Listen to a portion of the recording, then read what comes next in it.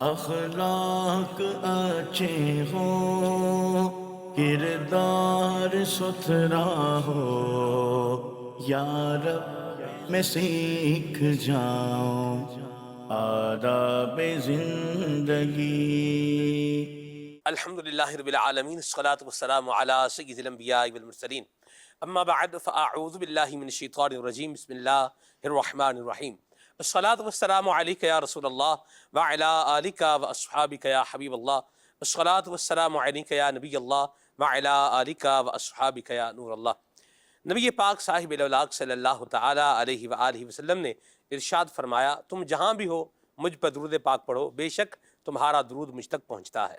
صلو علی الحبیب صلی اللہ تعالی علی محمد صلی اللہ علیہ وسلم، صلاۃ و سلام علیک یا سیدی یا رسول اللہ۔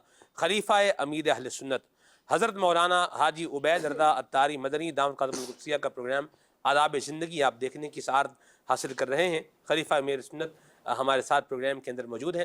اللہ تبارک و تعالی ہم سب کو زندگی کے اندر عافیت، راحت اور سکون عطا فرمائے، آمین۔ سیدی کسی شخص نے ایک بات کہی اور وہ بات نے مجھے اپروچ کیا، میں چاہ رہا ہوں آپ اس پر اپنی رائے اور آپ کی فیلنگز کیا ہیں اس حوالے سے، آپ کا تجزیہ کیا ہے اس حوالے سے فرمائیں۔ نے کہا کہ آپ دیکھیے کہ زمانے کے اندر لوگ خوش رہنے کے لیے پریشان ہیں، یعنی لوگ پریشان ہیں کس کے لیے؟ خوش رہنے کے لیے۔ اور اس پر کسی کہنے والے نے کہا کہ دیکھیے حضرت غوث پاک رحمۃ اللہ تعالی علیہ نے ارشاد فرمایا ہے فتح الغیب شریف کے اندر کہ انسان کو چاہیے کہ وہ اپنا ہر حال اللہ تبارک و تعالیٰ کے گویا کے سپرد کر دے اور اللہ تبارک و تعالیٰ کی قضا اور فیصلے پر راضی ہو جائے، تو یہ پریشانی سے بچ کر انشاءاللہ یہ راحت اور عافیت کے سائے اور دائرے کے اندر آئے گا۔ کیا فرماتے ہیں آپ نے جو یہ جملے کہے نا دونوں، یہ دونوں میں تو مطابقت نہیں لگ رہی۔ سیدی مرشدی غوث اعظم رحمۃ اللہ تعالی علیہ کا جو فرمان ہے، سے تو یہی سمجھ آتا ہے کہ اگر بندے پہ کوئی آزمائش آ جائے، کوئی پریشانی ہو، کوئی مسئلہ ہو، تو وہ اللہ تعالیٰ کے فیصلے پر راضی رہے، راضی ہو جائے، جی، کہ وہ ہے نا کہ رضا مولا از ہما اولا، اللہ کی رضا پہ راضی رہے۔ اسی طرح وہ مال بڑھانے کی کوشش کرے، اسے مال نہیں بڑھ رہا، وہ زیادہ کمانے کی کوشش کرے مگر وہ کما نہیں پا رہا، صحیح، اچھا وہ تھوڑا سا ٹھیک ہوتا ہے، بیمار ہو جاتا ہے، اب وہ کچھ اس طرح کی دوائیاں لیتے ہیں مگر جو ہے وہ اسے افاقہ نہیں ہو رہا، اب یہ جو ہے وہ اللہ کی رضا پہ راضی رہے۔ کیونکہ اگر کوئی مطلقاً اگر کوئی غوث اعظم کے فرمان کو لیتا ہے اور نکلا نکھٹو، کرنا کچھ بھی نہیں ہے، بس میں اللہ کی رضا پہ راضی ہوں، میں کچھ نہیں کماؤں گا، میں کچھ بھی نہیں کروں گا، تو اب تو ظاہر ہے کہ غوث اعظم ہی فرمائیں گے اس سے، کہ چونکہ غوث اعظم کے رب نے جب فرمایا ہے، غوث اعظم کے آقا نے جب فرمایا ہے علیہ الصلوۃ والسلام کہ ہمیں تدبیر کا حکم ہے، کہ تدبیر ہم نے کرنی ہے۔ اب اگر ہم نے تدبیر کی، اچھی تدبیر کی، اور اب اگر اس تدبیر کے مطابق ہمیں حاصل نہ ہوا، اب ہم بری ذمہ ہو گئے، اب رضا مولا از ہما اولا ہے نا، جیسے توکل کے بارے میں ہے نا، جیسے اللہ تعالیٰ قادر مطلق ہے، کہ توکل کے بارے میں حدیث پاک میں ہے کہ اونٹ کو پہلے رسی سے باندھو پھر اللہ پر چھوڑو، اللہ تعالیٰ قادر مطلق ہے کہ بندہ اگر اونٹ کو اس طرح چھوڑ دے تو بالکل اونٹ وہیں رہے گا۔ البتہ ایسے اہل اللہ گزرے ہیں، ایسے متوکلین گزرے ہیں کہ جن کی یہ کیفیت تھی، تو ہم عوام کے لیے یہی ہے کہ ہم اونٹ کو رسی سے باندھیں اور اللہ پر توکل کریں۔ اچھا، اب رہا ان کا یہ کہنا کہ ہم جو ہے وہ زندگی میں خوش رہنے کے لیے پریشان ہوتے ہیں، تو یہ جملہ تو واقعی جو ہے نا بڑا جامع ہے، کہ ہم چاہتے ہیں کہ ہم جو ہے نا وہ اپنی زندگی اچھی گزاریں، مگر اس کے لیے اتنا پریشان رہتے ہیں کہ اتنا ہم جو ہے نا وہ پریشان رہتے ہیں کہ جس پیٹ کے لیے ہم کماتے ہیں، بعض کے آپ کو ملے گی ایسی کیفیت، جس پیٹ کے لیے کماتے ہیں کہ چند لقمے سے یہ پیٹ بھر جائے گا، تو خیر وہ تو اچھا خاصا کھانا کھا بھی سکتے ہیں، تو جس پیٹ کے لیے کما رہے ہیں تو ان کے پاس کھانے کا وقت نہیں ہے، اللہ اکبر، ایسے بھی آپ کو ملیں گے۔ جن بچوں کے لیے کما رہے ہیں ان بچوں کو ان کے پاس وقت دینے کے لیے کچھ نہیں، بٹ نتیجہ یہی نکلتا ہے کہ وہ بچے پھر باپ کی مانتے ہی نہیں ہیں، ان کو ذرا ان کے اندر ایک احساس کمتری پیدا ہو جاتا ہے اور کچھ ایسی خامیاں رہ جاتی ہیں۔ دیکھیں ماں اور باپ یہ ظاہر ہے کہ ایک بیلنس ہے، کہ جو چیزیں ماں نے سکھانی وہ باپ نہیں سکھا سکتا، جو چیزیں باپ نے سکھانی وہ ماں نہیں سکھا سکتی، تو اب کیا ہے کہ ان بچوں میں کچھ نہ کچھ کمیاں رہ جاتی ہیں اور پھر وہ بیچارے پریشان ہوتے ہیں۔ اب یہی باپ پھر سوچتا ہے کہ کاش کہ میرے بچپن میں وقت دیا ہوتا ان بچوں کو، ان کے بچپن میں. تو اب کیا ہے، جن کے لیے کما رہا ہے ان کو دینے کے لیے وقت نہیں ہے. جس پیٹ کے لیے کما رہا ہے تو اس میں جو نا وہ چند لقمے ڈالنے کے لیے اس کو وقت نہیں ہے. بس جس حد سے کھائے گا اور بھاگنے کی کرے گا. اگر وقت ہے بھی تو کیا بالکل جو ہے نا وہ اتنی اسپیڈ سے کھائے گا کہ بس وہ جلدی مجھے کمانا ہے، بس وہ گھاگ نہ نکل جائے، بس وہ مجھے فلاں سودا کرنا ہے، یہ معاملہ کرنا ہے. تو یہ جو جملہ ہے نا کہ زندگی میں خوش رہنے کے لیے پریشان رہتے ہیں، تو یہ ان کے لیے ہے. ورنہ یہ کہ بندہ نارمل کمائے، اللہ کی رضا پہ راضی رہے اور ہنسی خوشی زندگی گزارے. کہ ہے نا کہ ابن آدم کو اگر ایک سونے کی وادی دے دی جائے تب بھی وہ تمنا کرے گا کہ کاش میں وہ 2 سونے کی وادیاں ہوتی. تو یہی کہ اس کا پیٹ تو قبر کی مٹی ہی بھرے گی. تو اللہ ہمیں اپنی رضا نصیب فرمائے. آمین آمین اللہ ہمیں اپنے سوا کسی اور کا محتاج نہ بنائے. آمین. خیر ہم یہ دعا تو کرتے ہیں، کرتے رہنا چاہیے کہ ذرا کہ بزرگوں کے زبان سے یعنی بندہ یہ تو ذہن بنا لے کچھ بھی ہو اللہ تعالیٰ کا محتاج ہے، اللہ کا محتاج ہے. بس یہ ذہن میں رکھے، اللہ ہی دینے والا ہے سب کچھ. تو اس میں یہی اس دعا سے مراد یہی کہ اللہ اپنے سوا کسی کا محتاج نہ بنائے. بس یہی کہ اللہ تعالیٰ ہمیں اپنے حال پر نہ چھوڑے، ہمارے حال پر نہ چھوڑے، بس ہمیں اپنا ہی محتاج رکھے. معذوری ہمیں بالکل ہاں، ہمیں جو نا معذور نہ کرے، ہمیں مفلوج نہ کرے. کوئی ایسے معاملات نہ ہو جائیں کہ اگر ایسے حالات نہ پیدا ہو جائے کہ ہم جو نا وہ گھر سے باہر ہی نہ نکل سکیں کمانے کے لیے. کہ بعض کو دیکھو تو مارکیٹ میں ایسی آزمائش ہو جاتی ہے، بندے سے ایسی غلطی ہو جاتی ہے کہ اسے لوگ کہتے ہیں وہ مارکیٹ نہیں آنا.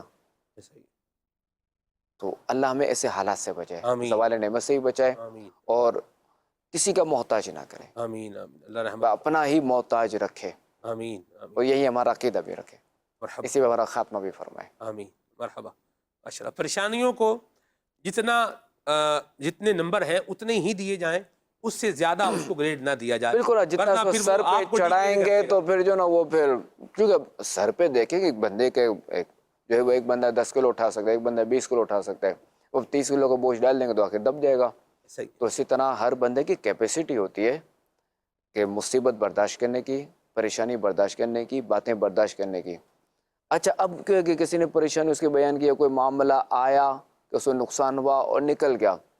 اب اگر یہی شخص اس نقصان کو اپنے سر پہ سوار کر لے گا نا تو اب یہی نقصان اس کو ٹینشن میں مبتلا کرے گا. پھر یہی شخص بستر پہ آ جائے گا. اس کو سوار نہ کرے. کوئی نقصان ہو گیا، مالی طور پہ نقصان، کوئی مسئلہ ہو گیا، اس نے تدبیر اچھی کی تھی، کوئی بات نہیں، رضا مولا سا مولا. سبحان اللہ. جو اللہ تعالیٰ کی مرضی. ہو سکتا ہے کہ یہ اگر اسے نقصان نہ ہوتا مالی طور پہ تو ہو سکتا ہے اس کی جان پہ کوئی نقصان ہو جاتا، اس کی اولاد پہ کوئی نقصان ہو جاتا، اس کے گھر میں کوئی سا نقصان ہو جاتا، اس کی گھر والی کو کوئی سا نقصان ہو جاتا، یہی ہے کہ اس کے اعمال میں کوئی نقصان ہو جاتا. تو اس کے لیے بہتر یہی کہ اس نقصان پر راضی رہے. پتہ رضا مولا اعظم مولا. سبحان اللہ. مرحبا. کال شامل کرتے ہیں. میرا سوال ہے، اگر کسی مسلمان میں کوئی عیب یا برائی دکھے تو کیا کرنا چاہیے؟ اگر خدا نخواستہ ایسا معاملہ ہو کہ کسی مسلمان کے اندر ہمیں عیب نظر آئے یا برائی نظر آئے تو اس شخص کا پردہ رکھنا چاہیے، اس شخص کو ذلیل نہیں کرنا چاہیے، اس کو رسوا نہیں کرنا چاہیے، بلکہ اللہ تعالیٰ کی خفیہ تدبیر سے ڈرنا چاہیے کہ آج اس نے یہ برائی کی تو ایسا نہ ہو کہ کل میں بھی اس برائی میں مبتلا ہو جاؤں. تو بندے کو چاہیے اسے ڈرتا رہے. اور دوسرا یہ کہ اس سامنے والے بندے کی کہ جس کے اندر یہ برائی دیکھی اس کی اصلاح کی کوشش کرے. کہ حدیث پاک میں ہے نا کہ تم میں سے ہر ایک اپنے بھائی کا آئینہ ہے، مرر ہے، ٹھیک ہے. فَإِن رَآ بِهِ أَذًا، تو اگر اس میں تم کوئی برائی دیکھے، تم میں سے اس میں کوئی برائی دیکھے، فَلْيُمِتْهُ عَنْهُ، تو اس سے دفع کر دے، برائی دور کر دے. ہاں. اب مفتی احمد یار خان نعیمی رحمۃ اللہ تعالی علیہ فرماتے ہیں کہ جیسے آئینہ چہرے کے سارے عیب اور خوبیاں بتاتے ہیں نا کہ آپ کو کہاں زخم ہے یا کہاں کوئی مسئلہ ہے، یا بال سیدھے نہیں ہے، یا داڑھی کے بال کس طرح ہیں، مونچھیں آپ کی کہاں جا رہی ہیں، یا سر کے بال کہاں جا رہے ہیں. تو فرماتے ہیں کہ جس طرح آئینہ سارے عیب اور خوبیاں ظاہر کر دیتا ہے، ایسے ہی مسلمان اپنے مسلمان بھائی کے عیب پر اسے مطلع کرتا رہے، اسے اطلاع کرتا رہے، اسے بتاتا رہے تاکہ وہ اپنی اصلاح کرے۔ صحیح۔ مزید فرماتے ہیں کہ رسوائی کرنا ممنوع ہے، اصلاح کرنا ثواب۔ رسوائی کی ممانعت ہے اور اصلاح کا حکم ہے۔ اور فاروق اعظم رضی اللہ تعالیٰ عنہ کیا پیاری بات فرماتے ہیں، فرماتے تھے آپ رضی اللہ تعالیٰ عنہ، اللہ کریم اس پر رحم فرمائے جو مجھے میرے عیوب پر مطلع کرے۔ اب یہاں ہمیں جو ہے نا وہ یہ بھی دیکھنا چاہیے، دیکھیں فاروق اعظم رضی اللہ تعالیٰ عنہ جو کہ مجتہد تھے اور مسلمانوں کے دوسرے خلیفہ تھے، انہوں نے ڈائریکٹ خاتم النبیین صلی اللہ تعالیٰ علیہ وآلہ وسلم کی صحبت حاصل کی۔ اب یہ دیکھ لیں کہ ان کے اندر کیا عیب ہوگا مگر ان کی عاجزی کا یہ عالم ہے، جی یہ ہمیں سکھانے کے لیے۔ تو اب اگر کوئی ہمارے عیب دکھائے نا تو ہمیں چاہیے کہ ہم اس کا شکریہ ادا کریں کہ وہ ہمارا محسن ہے۔ اگر وہ عیب ہمیں نہ بتاتا اور وہی عیب کل کو ہمیں نقصان پہنچا دیتا یا وہی برائی کل کو ہمیں قبر میں پھنسا دیتی تو آپ کہاں کھڑے ہوتے، آپ کو تو ہمارے ساتھ کیا ہوتا؟ جی آپ کو کیا لگتا ہے بتانے والے اچھے لگتے ہیں لوگوں کو؟ نہیں بالکل، عیب بتانے والے بالکل اچھے لگنے چاہیے۔ بھائی وہ عیب بتائے گا تو ہماری اصلاح ہوگی نا۔ جیسے مقولہ ہے نا، محاورہ ہے، مقولہ ہے کہ دشمن کی باتوں سے سیکھو، کیونکہ دشمن کی جو تنقید ہے نا، دشمن کی تنقید سے سیکھو۔ تو دشمن جو ہے نا وہ کوئی لحاظ، کوئی مروت نہیں کرے گا، اس کو جو نظر آئے گا وہ آپ پر جو ہے نا اچھال دے گا۔ اب اس نے تنقید کی، اب آپ اس سے جو ہے نا اپنی اصلاح کریں۔ تو علماء نے تو دشمن کے بارے میں فرمایا ہے، تو جو دوست جو اچھے طریقے سے ہماری اصلاح کرے، ہمارا عیب بتائے، تو اس کے تو کیا، چونکہ اس کو تو ثواب بھی ملے گا۔ البتہ دشمن کو ظاہر ہے کہ دشمن اگر عیب جوئی کے لیے بتا رہے، لوگوں میں اس کو بدنام کرنے کے لیے کر رہا ہے، یہ سب کو تنقیدیں کر رہا ہے، تو ظاہر ہے وہ گناہ گار ہے کہ اگر اس کے اندر یہ عیب ہے، اگر اس کی اصلاح کی نیت ہوتی تو یہ اس کے پاس ڈائریکٹ جاتا اور اسے کہتا کہ آپ یار یہ اصلاح کر لیں، ٹھیک ہے اپنی دشمنی اپنی جگہ، تو یار یہ ذرا آپ کا یہ ذرا دیکھ لیں، یہ درست نہیں ہے، اور یوں آپ دیکھ لیں۔ اب یہ چونکہ یہ تنقید اس لیے کر رہا ہے لوگوں کے سامنے تاکہ یہ شخص ڈیگریڈ ہو۔ اب اس کا یہ عیب، اگر یہ جو اس کا گناہ ہے، یہ عیب ہے، یہ علانیہ نہیں ہے، خفیہ ہے، تو اب یہ غیبت میں آئے گا کہ اگر یہ گناہ کر رہا ہے کوئی بھی، اگر یہ علانیہ نہیں ہے تو غیبت میں آئے گا، اور علانیہ یعنی جان بوجھ کے بیچ چوک پہ کر رہا ہے تو یہ پھر غیبت میں نہیں آئے گا، اور تب بھی اسے اس کی اصلاح نہیں ہوگی۔ ٹھیک، یہ سب لوگ ہاں اصلاح کا یہ طریقہ نہیں ہے۔ البتہ ہاں بعض اوقات کوئی ایسا شخص ہے کہ اس کا دشمن اگر بھلے وہ بیچ چوک پہ برائی کر رہے ہو، کچھ بھی کرو، دشمن اگر اس طرح کو اس کو دھاڑ دینا تو بعض اوقات اس کی اصلاح کا بھی وہ سبب بن جاتا ہے۔ بن جاتا ہے۔ ٹھیک ہے، یہ سب دنیا میں لوگ ہاں میں ہاں ملانے والوں کو یہ اچھا سمجھتے ہیں۔ آپ جیسے چاپلوس آپ دیکھیں کہ مختلف کیٹیگری کے لوگ ہوتے ہیں، اور ان کے ساتھ اٹیچ ایک قسم کا طبقہ وہ بھی ہوتا ہے کہ جو ان کی ہاں میں ہاں، واہ واہ کیا بات کہی۔ آپ پرانے زمانے کی یعنی ہسٹری کی آپ بادشاہوں کا اگر آپ مطالعہ کریں، اور ہم نے بھی چیزیں جو ہے وہ ہسٹری کی جو اسٹڈی کی ہیں، اور جو ایک ہے اس میں یہ ہے کہ جو بادشاہوں کی واہ واہ کر رہا ہے، جی واہ جی کمال کر دیا ہے، کیا کیا بات کہی ہے، کیا گفتگو فرمائی ہے، کیا فیصلہ کیا ہے، کیا انصاف کیا ہے، کیا بات ارشاد فرمائی ہے، کیا خوبصورت اقدام کیا ہے، کیا زبردست بات کی ہے آپ نے، اللہ اکبر۔ یعنی جو اہل اختیار و اقتدار طبقہ ہوتا ہے وہ، اور اس کے علاوہ بھی آپ دیکھیں جو لوگ معاشرے کے اندر ہوتے ہیں، انفلوئنسر ہوتے ہیں، ان کو بھی ہاں میں ہاں ملانے والا طبقہ جو ہوتا ہے وہ زیادہ اپروچ کرتا ہے، دل کے زیادہ قریب ہوتا ہے۔ بھئی چاپلوسی بھی کر رہا ہے، ہاں میں ہاں بھی ملا رہا ہے، ہاں یار ٹھیک ہے اپنا آدمی ہے۔ کیا کہتے ہیں آپ؟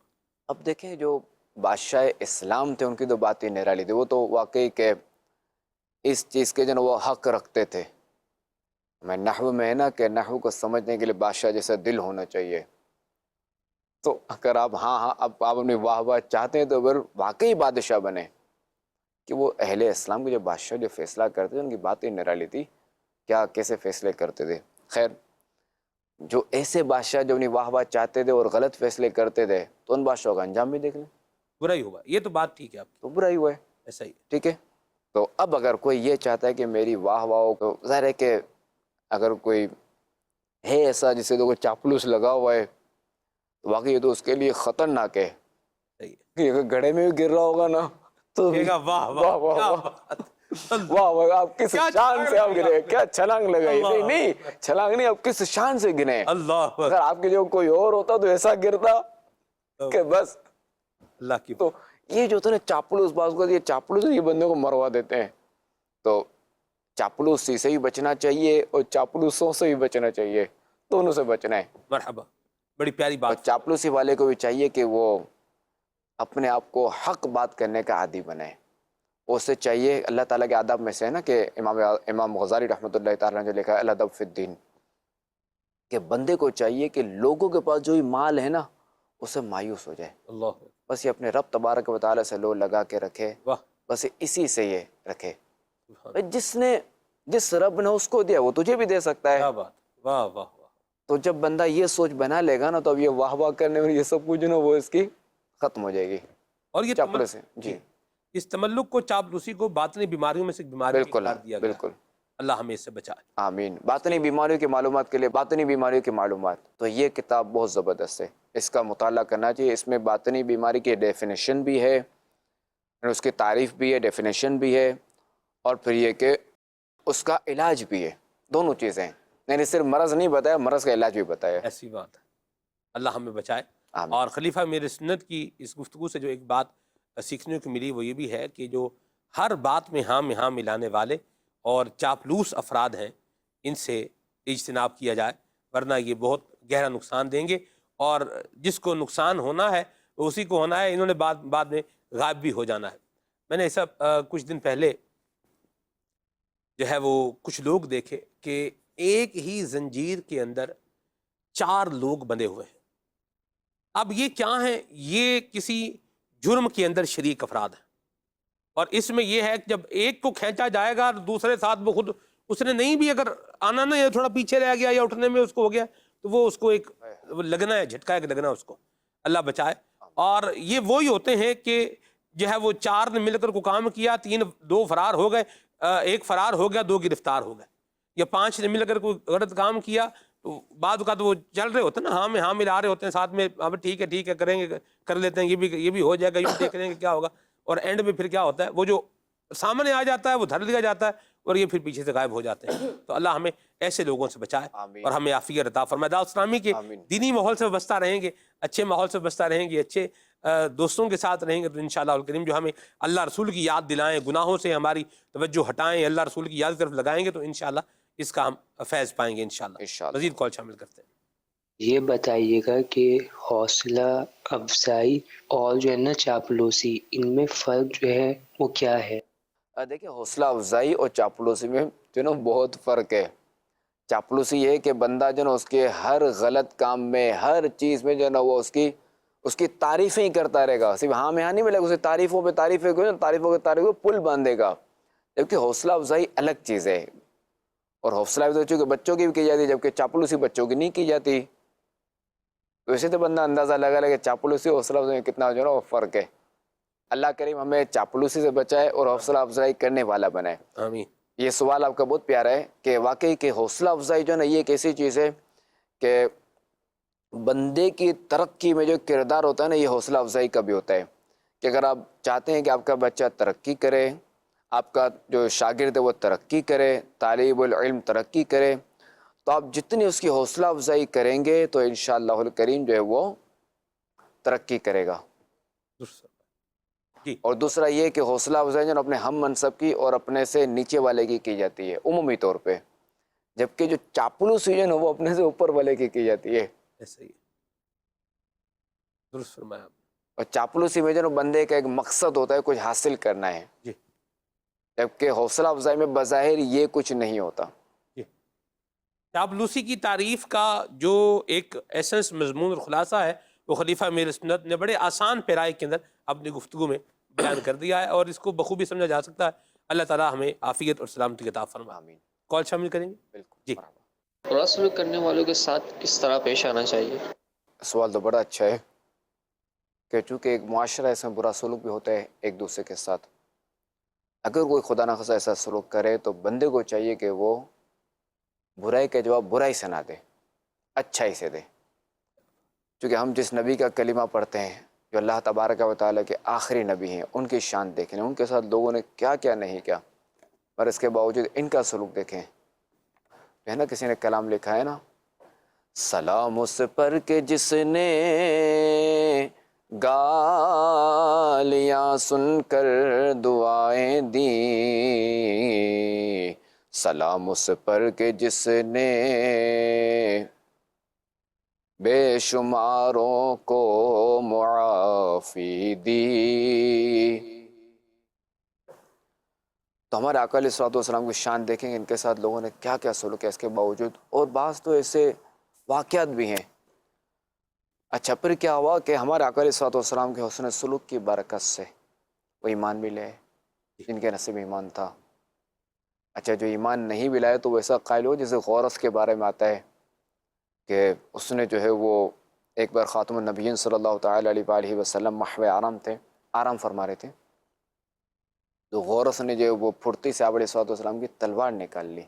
اب اس نے جو ہے سرکار علیہ الصلوۃ والسلام کو کہا کہ اے محمد اب آپ کو کون بچائے گا. آپ نبی تھے, رسول تھے. آپ علیہ الصلوۃ والسلام نے فرمایا اللہ, اللہ, مجھے میرا رب بچائے گا. بس یہ کہنا تھا کہ اس کے سے تلوار چھوٹ گئی, اللہ, گھبرا گیا. آپ علیہ الصلوۃ والسلام نے تلوار اٹھائی اور فرمایا غورث اب تجھے کون بچائے گا. تو اس نے کہا کہ آپ ہی میری جان بخشیں گے. خیر آپ علیہ الصلوۃ والسلام اسے معاف فرمایا. اب یہ غورث گیا اپنی قوم میں, اس نے کہا کہ میں اس شخص سے مل کر آیا ہوں کہ جو واقعی کہ جس کا کوئی ثانی نہیں ہے اخلاق کے حوالے سے, اپنی قوم میں کہنے لگا. تو یہ تو ذرا ایک واقعہ اور بھی واقعات ہیں. قرآن پاک میں اللہ تبارک و تعالی ارشاد فرماتا ہے ادفع باللتی ہی احسن, اے سننے والے برائی کو بھلائی سے ٹال. فَإِذَا الَّذِي بَيْنَكَ وَبَيْنَهُ عَدَاوَةٌ, جبھی وہ کہ تجھ میں اور اس میں دشمنی تھی, كَأَنَّهُ وَلِيٌّ حَمِيمٌ, ایسا ہو جائے گا جیسا کہ گہرا دوست. خاتم النبیین صلی اللہ تعالی علیہ وآلہ وسلم نے حضرت سیدنا عقبہ بن عامر رضی اللہ تعالی عنہ سے ارشاد فرمایا اے عقبہ بن عامر, جو تم سے ناتا توڑے تم اس سے جوڑو, جو تمہیں محروم کرے تم اسے عطا کرو, اور جو تم پر ظلم کرے تم اسے معاف کرو. تو دیکھیں کہ ہمارا پیارا پیارا دین ہمیں کیا سکھا رہا ہے. تو ہم جو ہے نا وہ اللہ رسول کے احکام پر عمل کرتے ہوئے ہم وہ عفو و درگزر سے کام لیں اور اپنی گاڑی چلائیں زندگی کی. انشاءاللہ الکریم اگر کل تک اگر یہ سخت دشمن تھا تو انشاءاللہ الکریم یہ گہرا دوست ہو جائے گا, حسن اخلاق کی برکت سے, حسن سلوک کی برکت سے. مشکل کام ہے سب, بلکہ بہت مشکل ہے. اب آپ دیکھیں جس بندے نے مجھے تانے دیے ہوئے ہیں اور جس نے مجھے ستایا ہوا ہے, جس نے میرا جینا حرام کیا ہوا ہے, اب میں اس کے لیے اتنا فراخ دلی کے ساتھ جو ہے وہ پیش آؤں, یہ بہت مشکل کام ہے. سنیں یہی تو مسئلہ ہے, یہی تو ظاہر ہے کہ وہ کہتے ہیں نا نفس کو مارو. وہ نفس کو باغڑ بلّہ توری, کوئی بلی توری گئی, کوئی بلّہ توری, کوئی کتا توری, کوئی یوں مار دیں اس کو بالکل. یہی تو نفس ہے, خواہشات, سوچ, یہی تو نفس ہے.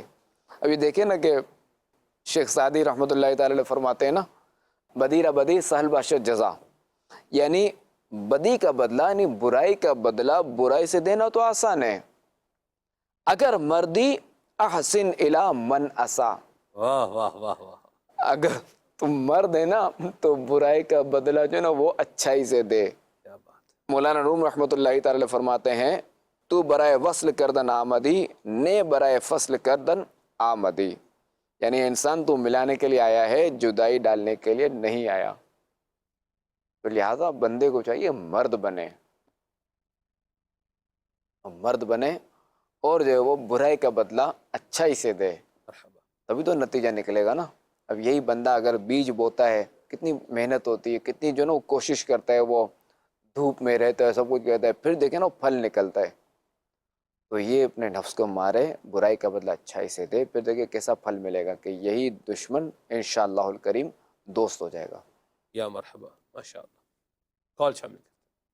میرا نام عبید رضا اتاری آج جانشین امیر اہل سنت آئیں جو سفر مدینہ باپے ساتھ پہلی دفعہ کھڑے تھیو. ماشاء اللہ. سفر مدینہ میں جو پہلی فیری تھی وہ 1997 میں، 1997 میں. ماشاء اللہ. یعنی پہلا سفر مدینہ آپ کا کب ہوا؟ بچے نے سوال. امیر سنت کے ساتھ. اچھا، امیر سنت کے ساتھ چل مدینہ. جی. سبحان اللہ، مرحبا. جی. میرا سوال ہے کہ ادعیہ معصورہ سے کیا مراد ہے؟ نیز انہیں پڑھنے کے فوائد و برکات بھی بیان فرما دیجیے. ادعیہ معصورہ، ادعیہ معصورہ بڑا مشکل ہے، اس کو جو نا دعائیں معصورہ کر لیں. جو ادعیہ جو نا یہ دعاؤں کی جمع ہے. صحیح ہے. تو دعائیں معصورہ، ادعیہ معصورہ جو نا یہ وہ دعائیں ہیں کہ یا تو یہ کہ خاتم النبیین صلی اللہ تعالیٰ علیہ وآلہ وسلم نے یہ دعائیں مانگی ہوں، پڑھی ہوں، یا یہ کہ ان کا ارشاد فرمایا ہو، یا یہ کہ ان سے جو ہے وہ منقول ہو. اب چاہے آپ علیہ الصلوۃ والسلام نے پڑھا ہو یا نہ پڑھا ہو، یا یہ کہ ان کے پڑھنے کا حکم دیا ہو، یا یہ کہ ان کے پڑھنے کے فضائل بیان فرمایا ہو، یا یہ کہ ان کے پڑھنے میں ثواب ہو. تو یہ جو بھی دعائیں نا انہیں جو ہے وہ ادعیہ معصورہ کہا جاتا ہے. جیسے اس کا جو ہے نا وہ یہ تو جمع ہے، سنگل یہ کہ دعائیں معصورہ. جیسے حضرت انس بن مالک رضی اللہ تعالیٰ عنہ سے روایت ہے کہ خاتم النبیین صلی اللہ تعالیٰ علیہ وآلہ وسلم نے فرمایا، جب کوئی شخص اپنے گھر سے نکلے اور یہ دعا پڑھ لے، بسم اللہ توکلت علی اللہ لا حول ولا قوت الا باللہ، یعنی اللہ کریم کے نام سے شروع، میں نے اللہ کریم پر بھروسہ کیا، گناہ سے بچنے اور نیکی کرنے کی طاقت نہیں مگر اللہ کی مدد سے، تو اس سے اس وقت ندا دی جاتی ہے کہ اے بندہ خدا، تجھے سیدھی راہ کی ہدایت دی گئی، تجھے غموں سے کفایت کر دیا گیا، تیری حفاظت کی گئی اور شیاطین کو تجھ سے دور کر دیا گیا. بس ایک شیطان دوسرے سے کہتا ہے ایسے شخص کو کیسے گمراہ کیا جا سکتا ہے جسے ہدایت دی گئی، کفایت کیا گیا اور محفوظ کر دیا گیا ہو. امیر المؤمنین حضرت سیدنا عثمان غنی رضی اللہ تعالیٰ عنہ فرماتے ہیں، ان سے روایت ہے کہ خاتم النبیین صلی اللہ تعالیٰ علیہ وآلہ وسلم نے فرمایا، جو بندہ ہر دن کی صبح اور ہر رات کی شام 3 بار یہ دعا پڑھ لے، بسم اللہ الذی لا یضر مع اسمہ شیء فی الارض ولا فی السماء وہو السمیع العلیم، اللہ کے نام سے شروع کہ اس کے نام کے ساتھ زمین و آسمان میں کوئی بھی چیز نقصان نہیں دیتی اور وہ سننے والا اور جاننے والا ہے، تو اسے کوئی چیز نقصان نہ دے گی. اب یہ جو میں نے 2 مثالیں دی نا، یہ ہے دعائیں معصورہ. اس طرح اور بھی ہیں دعائیں معصورہ، وہ واقعی دعائیں معصورہ میں پڑھنا چاہیے. اگر آپ چاہتے ہیں دعائیں معصورہ کا مجموعہ، تو مدنی پنصورہ جو ہے یہ کتاب ہے، امیر سنت نے اس کو تصنیف فرمایا ہے، امیر سنت نے لکھا ہے. تو مدنی پنصورہ یا مکتبۃ المدینہ سے ہدیتاً حاصل کر سکتے ہیں، ورنہ یہ کہ دعوت اسلامی کی جو ویب سائٹ ہے www.dawatislami.net، وہاں سے آپ اسے ڈاؤن لوڈ کر سکتے ہیں PDF میں.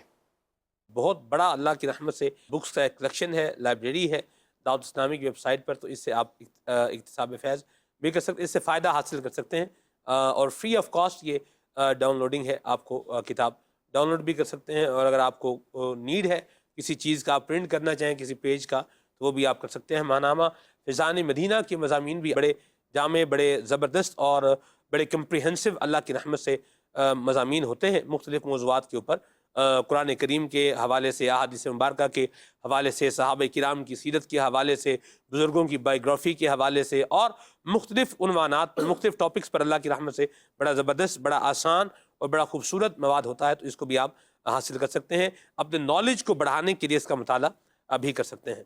کال شامل کرتے ہیں. میرا یہ سوال ہے کہ کیا مرد سونے کی انگوٹھی پہن سکتا ہے؟